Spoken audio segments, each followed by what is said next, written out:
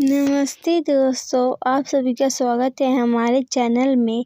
आज मैं आपके लिए कामदा एकादशी की प्राचीन पावन व्रत कथा लेके आई हूँ। तो चलिए विष्णु श्री हरि का नाम लेते हुए कथा को आरंभ करते हैं। जय श्री हरि, जय विष्णु।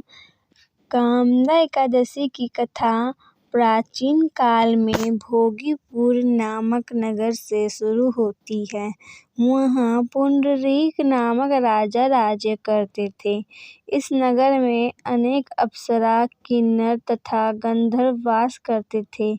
उनमें से ललिता और ललित में अत्यंत स्नेह था।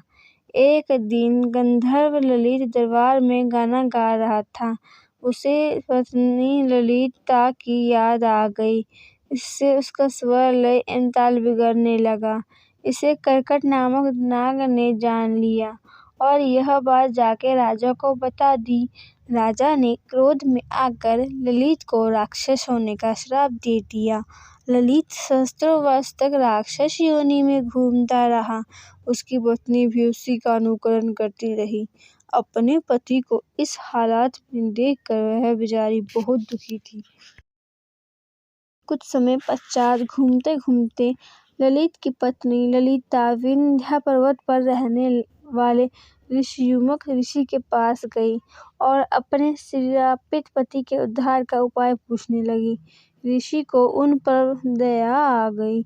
उन्होंने चैत्र शुक्ल पक्ष की कामदा एकादशी का व्रत करने का आदेश दिया।